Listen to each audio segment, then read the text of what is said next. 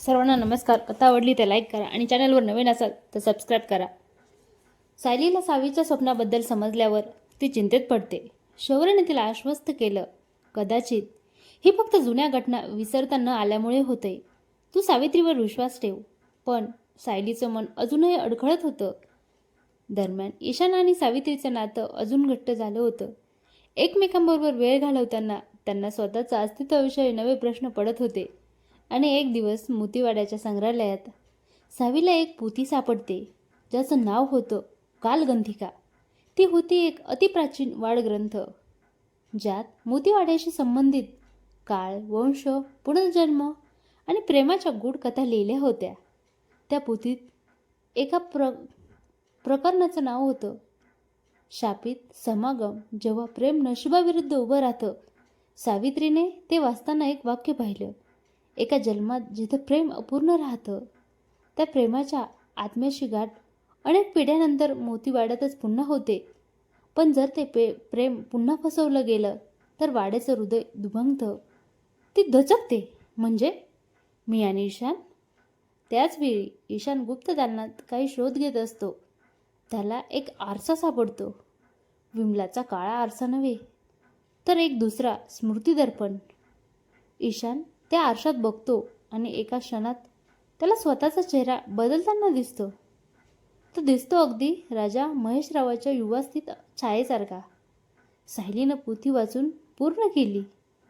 तिला उमगलं, ईशान म्हणजेच महेशरावाचा पुनर्जन्म आहे आणि सावी म्हणजे लावण्यदेवीचा पुनर्जन्म. त्यांचं प्रेम परत उगम पावतंय. पण या इतिहासात पुन्हा त्यांचं नातं पारखणार आहे. सायली सगळं सांगते सावीला. सावी ईशानला विचारते, तुला आठवतंय का काही? ईशान गंभीर होतो. स्वप्नामध्ये, सावलीमध्ये, आरशामध्ये मी नेहमी तुझं रूप पाहत आलोय. माझ्या आत काहीतरी जागं झालं आहे, जे शब्दात मांडता येत नाही. त्याच रात्री मोतीवाड्यात भीषण वारा सुरू होतो. भिंतींना पडलेल्या जुन्या भेगा वाढतात. गुप्त दालनाची जमीन थरथरायला लागते. सायलीला पोथी आठवते. जर हे प्रेम पूर्ण झालं तर वाड्याला नवजीवन मिळेल. पण जर त्यात पुन्हा फसवणूक झाली तर वाड्याचं अस्तित्वच मिटेल. सावित्री आणि ईशान आता एका अशा वळणावर होते, जिथे त्यांचं पुढे एकतर वाड्याचा उद्धार होता किंवा त्यांचं शाश्वत विनाश. त्या रात्री मोतीवाड्यातलं आकाश काळवंटलेलं होतं. विजा चमकत होत्या आणि पावसाच्या प्रत्येक थेंबात जणू शतकापासून दडपलेली हळहळ भरली होती. सायली, सावी आणि ईशान तिघही आता एका गूढ सत्याच्या अगदी उंबरठ्यावर उभे होते. सायलीने पोथी पुन्हा उघडली आणि सावी ईशानला दाखवली. हे बघा, शापित समागम म्हणजेच तुम्ही दोघं. आणि स्मृतिदर्पणने ईशानचा चेहरा दाखवला, महेशरावाचा. ही पुनर्जन्माची गोष्ट खरी आहे. वाडा फक्त एक वस्तू नाही, तो एक जिवंत आत्मा आहे आणि त्याच्या काळजाचं धडधड तुम्हा दोघांच्या प्रेमावर अवलंबून आहे. सावित्रीचा आवाज थरथरायला. म्हणजेच आपण दोघं पूर्वीही प्रेमात होतो, पण जर त्यात फसवणूक झाली. ईशानने तिचा हात घट्ट धरला. मी तुला आता एकटं सोडणार नाही, काही झालं तरीही नाही. सायलीने पुन्हा पोथीतलं वाक्य वाचलं. जेव्हा आत्म्याने पूर्णत्वाचा स्पर्श केला तेव्हा काळाची साखळी तुटते आणि वाड्याला मोक्ष प्राप्त होतो. तेवढ्यात गुप्त दालनातून एक प्रकाशधूत बाहेर पडतो. भिंती थरथरत असतात, जणू त्या जुन्या काळाचा दरवाजा उघडत असतो. त्या प्रकाशात सावी आणि ईशान उभे राहतात आणि त्यांच्याभोवती एक तेजोमय वर्तुळ तयार होतं. ईशान अचानक गुडघ्यावर बसतो. सावित्री, लावण्ये, मला आठवतंय आता, तूच ती आहे जिच्याशी मी महेशराव म्हणून प्रेम केलं. पण त्यावेळी मी तुला वाचवू शकलो नाही. तुला शत्रूंनी विष देऊन मारलं. मी स्वतःला दोषी समजत राहिलो आणि म्हणूनच आजही या वाड्यात अडकलेलो आहे. सावित्रीचे डोळे भरून आले. मीही दर रात्री तुझं स्वप्न पाहत होते ईशान, पण वाटायचं ते केवळ भास आहेत. ईशानने हळूच तिच्या गालावर हात ठेवला. ही वेळ फसवणुकीची नाही, ही तर पूर्णत्वाची आहे. अचानक वाडा थरथरतो. खालच्या तळघरातून एक वेदनादायक किंचाळ ऐकू येते. सायली खाली धावते. तिथे विमलाचा आत्मा प्रकट होतो.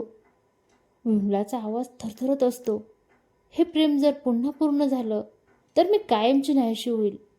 पण जर मी त्यात अडथळा आणला तर हा वाडा कायमचा माझ्या कैदेत राहील. सायली तिच्याकडं कठोर नजरेने बघते. विमला, तुझं दुःख आम्हाला समजतं, पण तू आता शांतता शोध. ही वेळ नव्या प्रेमाची आहे, जुनं सांडायची. ईशान आणि सावी एकमेकांकडे पाहतात. त्या तेजाच्या वर्तुळात ते दोघं हातात हात घेऊन उभे राहतात. त्यांचे कपाळ एकमेकांशी टेकलेले आणि त्यांच्या श्वासात प्राचीन प्रेमाची पुन्हा जन्मलेली धग. मी तुला वचन देतो, या जन्मात आपण पूर्ण होऊ, ईशान. सावित्री हलक्या आवाजात म्हणते. आता नाही तो हरवलेला क्षण. ते क्षणातच वाड्याच्या प्रत्येक कोपऱ्यात प्रकाश भरतो. भेगा बंद होतात. जुनी चित्र उसळतात. झुंबर पुन्हा झळाळू लागतं आणि गुप्त दालनातून विमलाचा आत्मा डोळ्यात शांतता घेऊन विरून जातो. सायली खिडकीतून बघते. सूर्य उगवत आहे. ती स्वतःशीच पुटपुटते. हे प्रेम खरंच स्वप्न होतं की हेच होतं त्यांच्या आत्म्याचं अंतिम सत्य? मोतीवाड्याचं हृदय पुन्हा धडधडायला लागतं. प्रकाशाने भरलेल्या त्या सकाळी मोतीवाडा जणू एखादा श्वास घेतलेला आत्म्यासारखा वाटत असतो. भिंतीवरून काळोख निघून गेला होता आणि प्रत्येक कोपऱ्यात एखादं नव प्राणवायू साकार झाल्यासारखं वाटत होतं. झुंबराचा प्रकाश अधिकच ऊर्जावान, खिडक्यातून येणारा वाऱ्याचा झोत अधिक शांत आणि अंगणात उगवलेली पहाटचे पहिलं फूल नव्या आरंभाचे लक्षण होतं. सायली दरवाजात उभी होती. तिने वाड्याच्या त्या नव्या प्रकाशात डोळे बंद करून एक खोल श्वास घेतला. काय ग? शौर्यने मागून विचारलं. वाटतंय का काहीतरी बदललंय? सायलीने डोळे उघडते. फक्त वाडा नाही, मीही बदलले आहे. शौर्य तिच्या शेजारी येतो. हे सगळं खरंच घडतंय असं वाटतं का तुला? सायली हसते. स्वप्न आणि सत्याच्या सीमारेषा फार धुसर असतात, शौर्य. पण हो, माझ्या अंगावर शारा आजही आहे.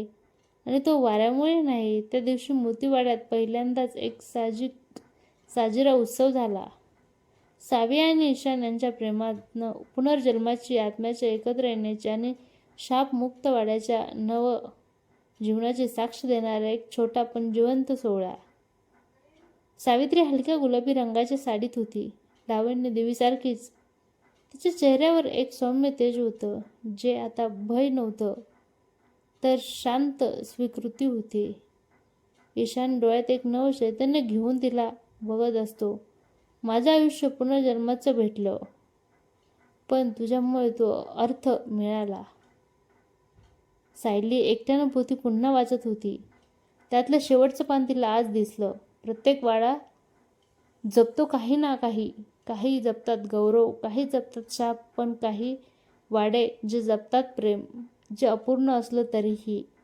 सायली ते वाचते आणि एक हुंकार भरते. पण पानाच्या मागे काहीतरी ओलसर स्पर्श वाटतो. तिनं पान उलगडते आणि एका वेगळ्याच हस्ताक्षरात काही ओळी असतात.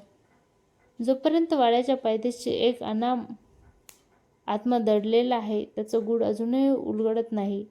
सावध राहा. प्रेमाच्या उजेडाखाली कधीकधी सावल्या असतात, ज्यांचं नाव कुणाला ठाऊक नसतं. सायली दचकते. तिच्या मनात प्रश्न उडतो. हा अनाप आत्मा कोण? त्या रात्री सायलीला एक विचित्र स्वप्न पडतं. ती अंगणात उभी असते. सगळं शांत असतं, पण तिला कुणीतरी हाक मारते असं. पण ती कोणीच. फार जवळून. आवाज ओळखीचा असतो, पण ती कोणीच ओळखू शकत नाही.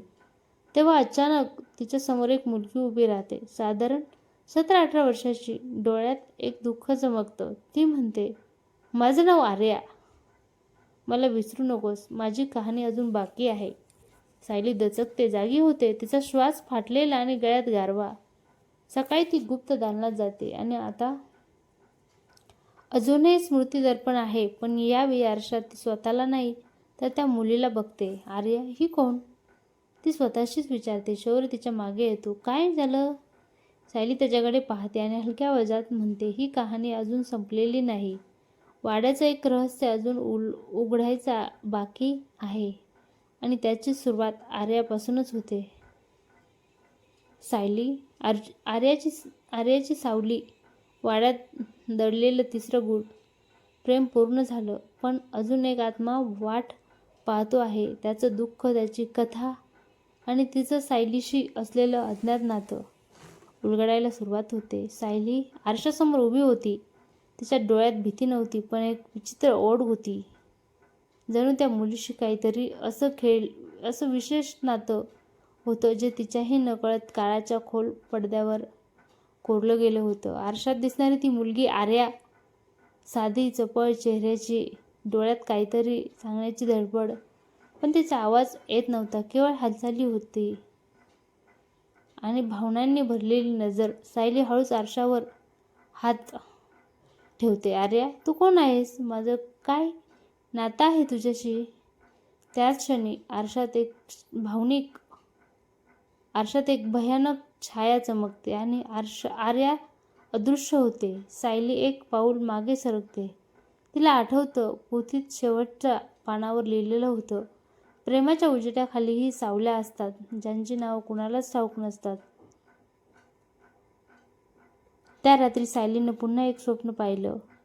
यावेळी ती वाड्याच्या मागच्या बागेत उभी आहे, बहरलेली नाही.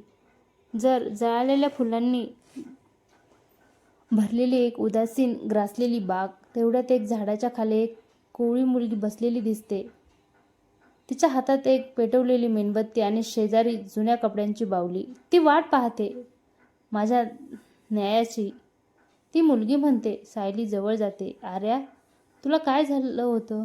आर्या तिच्याकडे बघते. माझं प्रेम मला कधीच सांगता आलं नाही. मी फक्त पाहिलं, वाट पाहिली आणि शेवटी मी एका खेळाचा बळी ठरते. सायलीची झोप उडते. तिने ठरवलं, ती या आर्याच्या गुढाचा शोध लावणारच. ती थेट मोतीवाड्याच्या जुन्या पुस्तकाच्या खोलीत जाते.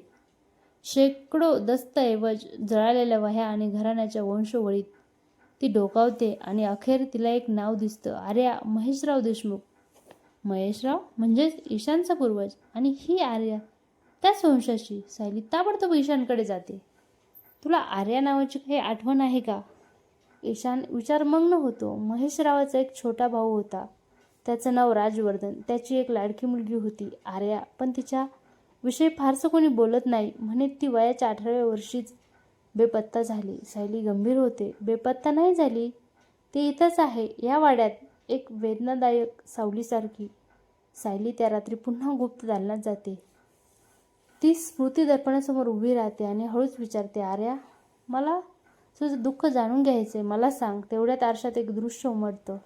एक तरुण मुलगा, आर्या ज्याच्यावर प्रेम करत होती, पण त्याचं मन दुसरीकडे होतं. राजकारण, लोभ आणि सत्ता. आर्याचं नाजूक मन त्या खेळामध्ये फसवण्यात आलं. एक रात्रभर झालेल्या राजकीय कटात आर्या निर्दोष असूनही शत्रूचा एजंट म्हणून घोषित केली जाते आणि त्या रात्री तिचा श्वास वाड्याच्या मागच्या बागेत थांबतो. सायलीचे डोळे पाणावतात. आर्या, तूही प्रेमात होतीस, पण तुझं प्रेम सांगण्याआधीच तुझं आयुष्य संपवण्यात आलं. तू आजही न्यायाची वाट पाहतेस. त्याच क्षणी वाड्यात एक विचित्र आवाज घुमतो.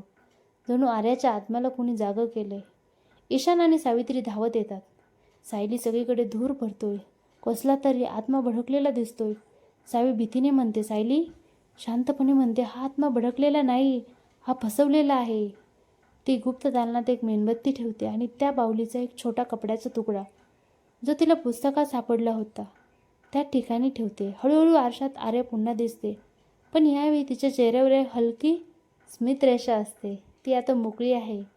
तिचा शेवटचा आवाज. आर्या आरशातून हळूहळू विरते आणि वाड्याचं गूढ एका नव्या शांततेत भरतं. सायली ते पाहत म्हणते, प्रेम अपूर्ण असलं तरी ते आत्म्याला बांधून ठेवतं, पण समजून घेतलं तर त्यालाही मुक्त करतं.